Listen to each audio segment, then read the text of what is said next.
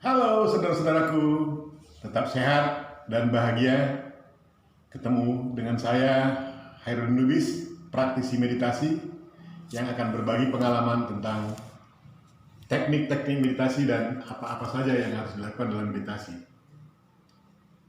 Topik kita kali ini adalah meditasi membuka tabir proses penciptaan.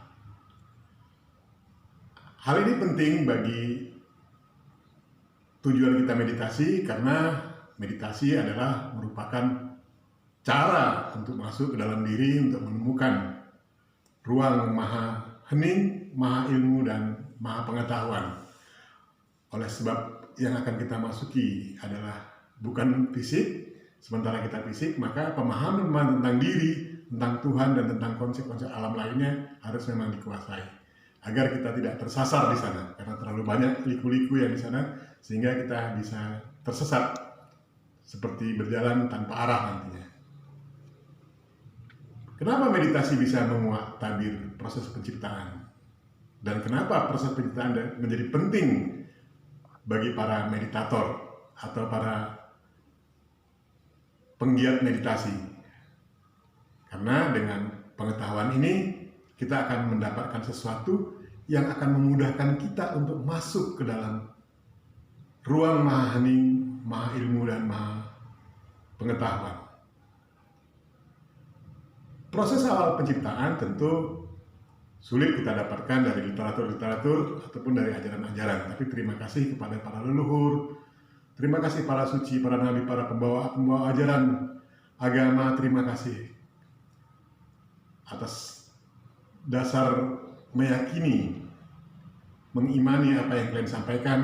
Terkuatlah tabir sedikit demi sedikit untuk bisa menjadikan acuan bagi kita sesungguhnya apa tujuan kita diciptakan. Kita dihadapkan pada sebuah realita di bumi ini. Realita waktu, realita bentuk, realita ruang, sifat, warna, bau, bunyi, aksara, angka-angka, bilangan, dan lain-lain sebagainya. Dan kita juga dilengkapi dengan alat yang dapat bisa menilai atau bisa melihat atau bisa merasakan realita itu dalam hidup dan kehidupan kita. Kali ini saya akan membawa sebuah konsep berpikir bagaimana menggali awal mula jadi realita terbentuk. Pegangan pertama adalah pegangan yang paling teguh saya pegang adalah iman. Iman karena keyakinan ajaran agama yang saya pahami. Ajaran agama yang memang dititipkan Tuhan kepada saya, di mana saya dilahirkan dari keluarga yang bisa membimbing saya untuk memaknai agama yang dianut oleh orang tua saya dan berikutnya diturunkan kepada saya. Dari pengetahuan agama ini saya tidak hanya melihat bahwasanya agama itu hanya sebuah ritual atau agama itu hanya sebuah performa, tapi agama itu saya melihatnya sebagai sumber dari semua ilmu, sumber dari segala macam. Tinggal bagaimana kita mau mencarinya. Konsep-konsep kenabian yang diceritakan dari beberapa kisah-kisah, bahwasanya seperti Musa bisa membelah laut, Muhammad Rasulullah bisa hijrah, mi'raj, Nuh bisa membawa hewan dan tumbuhan untuk bibitnya kemudian, Isa bisa menyembuhkan, membebaskan orang yang sudah mati menjadi hidup kembali, dan lain-lain sebagainya. Itu sebetulnya adalah ruang kajian, bukan dijadikan sebuah cerita. Itu sudah kehendak Tuhan, itu sudah memang kodratnya, itu sudah memang mukjizat. Bukan begitu mestinya. Kita gali. Nanti kita akan ceritakan apa yang dilakukan Musa sebetulnya, apa yang dilakukan Nuh, apa yang dilakukan oleh Muhammad, dan lain-lain sebagainya. Kita bisa gali. Konsep berpikir ini sebetulnya sudah ditawarkan oleh leluhur kita yang mulia, tokoh Manunggali Kaulan Gusti. Bagaimana dia bisa menggali ke dalam diri. Yang mulia Sesi Dinar, terima kasih telah menginspirasi saya terus mengucapkan terima kasih karena Engkaulah leluhur kami. Terlepas dari mana asalmu, tapi Engkaulah leluhur kami yang telah memberi pengajaran, pembelajaran tentang bagaimana membedah keilmuan yang dibawa oleh agama. Berpegang teguh kepada keyakinan iman bahwasanya Tuhan itu ada, esa. Saya pegang itu. Saya nggak penting betul ada atau tidak ada, tapi saya percaya ada.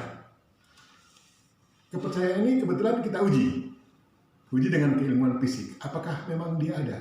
Keilmuan fisik tidak juga menyatakan itu ada karena tidak bisa dibuktikan secara fisik. Filosofi juga, para filsafat, para filosofis juga sebetulnya tidak berkembang secara pesat di bumi ini pada zaman-zaman Sokrates, Plato. Tertahan pengetahuan mereka. Ya, berbagai hal. Tapi kita alhamdulillah masih bisa menelusuri itu, menelusuri pengetahuan-pengetahuan yang pernah mereka temukan. Alhamdulillah, barangkali kita bisa sampai kepada pewaris bumi ini dan akan kita wariskan bumi ini kepada anak cucu kita sehingga menjadi lebih baik, lebih baik, lebih baik. Tuhan ada. Kata ada berarti kita coba asumsikan melalui ilmu pengetahuan.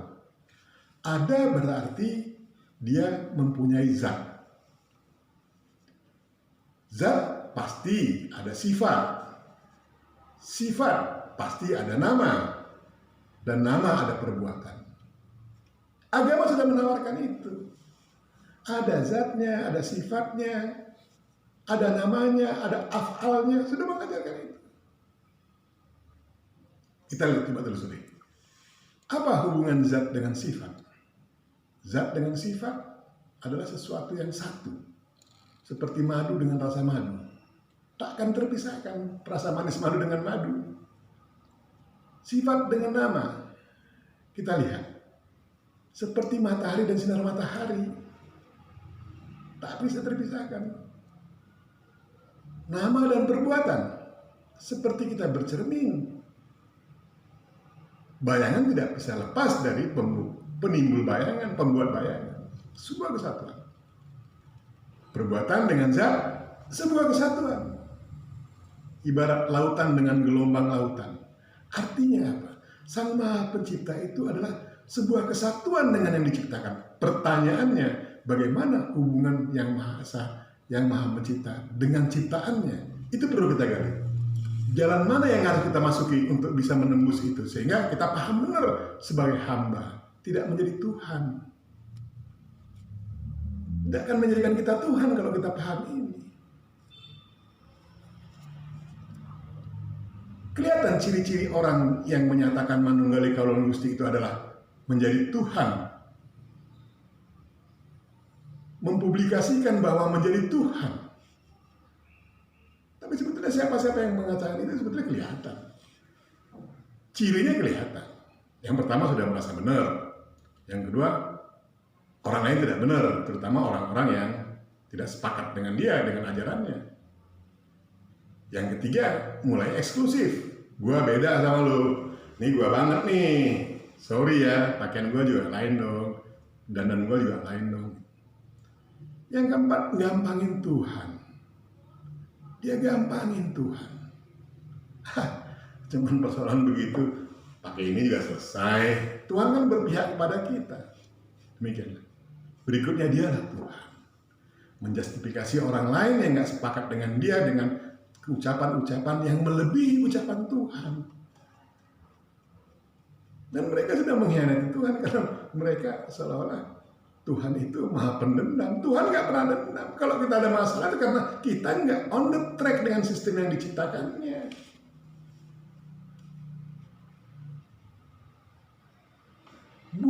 Gempa bumi bukan mendatangkan bencana karena marah dengan manusia, bukan karena manusia. Proses, dan dia harus memperbaiki dirinya karena ulah kita. Kita tuduh bumi membawa bencana pada kita. Tidak begitu berpikirnya. Bumi sedang memperbaiki dirinya karena ulah kita atau ulah yang lain. Tapi nggak mungkin makhluk yang lain bisa merusak bumi. Kita yang bisa merusak bumi. Kenapa? Kita punya pikiran. Kita punya daya hayal. Kita punya hak untuk memilih. Itu kekuatan kita manusia. Tapi udah, kita lihat tadi proses awal mula kejadian. Kita manusia hanya bisa melakukan 3 hal. Berpikir, berucap, dan berbuat. Untuk bisa berpikir, berucap, dan berbuat, kita dilengkapi dengan indera-indera, dengan organ-organ, dengan sebuah sistem yang dikemas dalam 2 hal, yaitu fisik dan non-fisik. Bagaimana Tuhan berbuat? Karena dia bilang, aku ini seperti rupamu, rupaku, kamu itu seperti rupaku. Kenali dirimu, maka aku kenal aku. Berarti ada kesamaan kira-kira, asumsi. Ada kesamaan bagaimana Tuhan berbuat dengan kita berbuat. Karena kita refleksinya dan kita bersatu dengan dia. Ketika kita berbuat, kita tentu berpikir. Sebelum kita berbuat, kita berpikir duluan. Sebelum berucap, juga berpikir duluan. Artinya, ketika Tuhan pertama sekali menciptakan itu, dia berpikir. Berpikir. Pikiran Tuhan itu adalah energi yang luar biasa. Pikiran itu adalah energi yang luar biasa.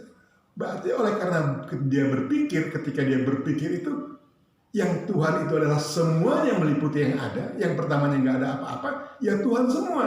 Energi itu Tuhan semua. Ada energi saja, Tuhan semua. Belum ada fisik, belum ada apa yang bisa kita kenali.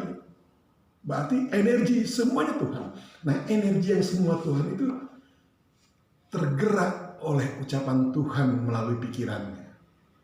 Maka terbentuklah waktu, karena tidak ada gerakan kalau tidak ada waktu. Kita tidak bisa menembakkan sesuatu dari situ kemari kalau tidak ada waktu. Itu ilmu pengetahuan menyatakan itu, dan secara empiris juga demikian. Setelah Tuhan menyetuskan itu, maka pertama tercipta adalah waktu. Karena ada waktu, ada pergeseran energi, maka ada ruang. Karena ada pergeseran energi, pasti ada percikan-percikan, bentuk-bentuk, ada bentuk. Bentuk apa yang terjadi kita nggak tahu, kita hanya dikenalkan 2 bentuk, lingkaran dan segi. Tuhan mungkin mempunyai bentuk yang berbeda dari kita, jauh. Seperti probabilitas manusia di bumi ini 6 miliar orang, jarang sekali, nggak ada barangkali yang 2 orang sama. Artinya apa? Probabilitas dari jumlah manusia aja Tuhan memiliki kemungkinan 6 miliar sampai 7 miliar kemungkinan. Satu persoalan, belum lagi jumlah selnya, belum macam-macam. Jadi artinya nggak usah pikirin zat Tuhan, biarlah dia yang tahu. Tapi dari analogi berpikir ini, kita akan ketemu nanti apa yang bisa kita dapat dari proses ini.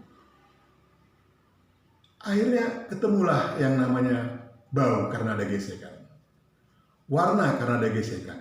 Dari cahaya yang membekas, cahaya punya banyak gelombang, maka cahaya bisa diprediksi oleh mata kita sebagai warna.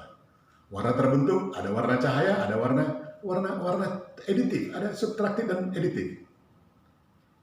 Ada bau, ada warna. Karena gerakannya itu adalah gerakan yang konstan, maka hadirlah bilangan.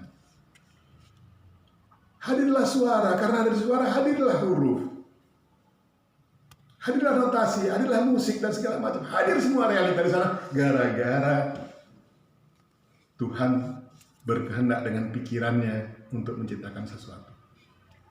Analogi ini mungkin susah kita terima, tapi paling tidak kita bisa berpikir, ada apa di balik ini? Apa sebenarnya ada di balik ini? Realita tercipta. Apa yang terjadi?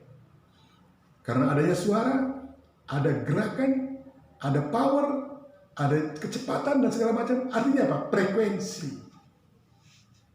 Frekuensi. Kemarin kita sudah sebut, ada 2 temuan kemarin.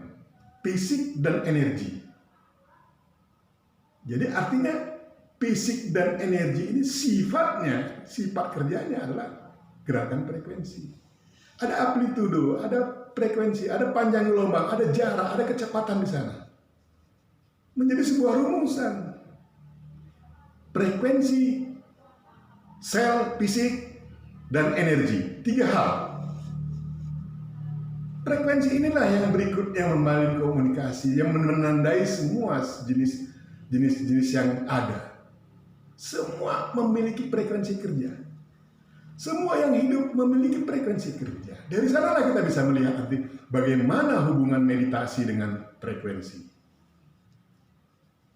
Kalau kita tidak paham ini, nggak akan pernah sampai kita meditasi. Kita hanya lihat ini, lihat itu, senang, terus persoalannya ngapain gitu. Pernah nggak kita berpikir bahwa matahari itu sebuah planet yang bukan mengeluarkan api, tapi apinya adalah keluar dari batasan antara planet satu dengan planet lain? Pernahkah kita berpikir bahwasanya Musa bukan membelah air, tapi membelah molekul air dari H2O menjadi H dan O? Belum tahu. Tapi itu bisa jalan masuk sebagai kajian. Untuk apa? Untuk kemaslahatan manusia dan alam semesta raya. Setelah realita ini terbentuk, semua terbentuk, maka terbentuklah percikan-percikan. Yang itu kita sebut sel. Frekuensinya adalah metode kerjanya. Energi dan fisik ini cara kerjanya seperti ya bentuk-bentuk frekuensi. Kita tahu frekuensi ada bentuk gelombang, ada sauter, ada swell, ada sinusoidal dan lain sebagainya. Di sana kita bisa mencari bagaimana hubungan satu dengan yang lain melalui frekuensi itu. Bukannya bumi ini seperti kata Tuhan, kuciptakan kau berbeda-beda supaya kamu bersatu, dan teknologi televisi menyatakan itu. Turunannya menjadikan kita mudah untuk berinteraksi dengan seluruh makhluk yang ada di muka bumi.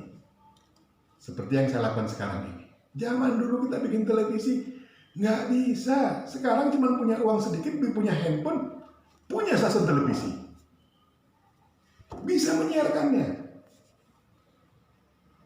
Keren. Jadi agama itu juga membawa teknologi dan sains. Bukan hanya ritual-ritual. Kita lihat nanti setelah kita paham tentang proses awal pembentukan proses realita, kita lihat minggu depan bagaimana kita bisa mengenali realita. Badan tubuh kita sebagai manusia bisa mengenali realita. Semoga pengalaman ini, ngobrol-ngobrol ini bisa menjadi inspirasi kita untuk menemukan hal-hal yang baru. Ikut serta menyumbang proses percepatan perbaikan peradaban. Saya bilang perbaikan, kenapa? Berarti ada masalah kita. Proses perbaikan peradaban. Jadi sebetulnya sesuatu yang saya tulis, mudah-mudahan dalam waktu dekat kita bisa memilikinya. Sehingga mekanisme komunikasi belajar kita terlengkapi. Ada video, ada tulisan, dan kita akan bangun komunikasi untuk tanya jawab di kolom apa namanya itu kalau YouTube, kolom komentar atau di Facebook kita. Saya berupaya untuk bisa menjawab segala hal-hal yang perlu kita diskusikan. Moga-moga kita diberi kesehatan, diberi waktu, dan diberi kebahagiaan. Sampai jumpa saudara-saudaraku, tetap sehat dan bahagia.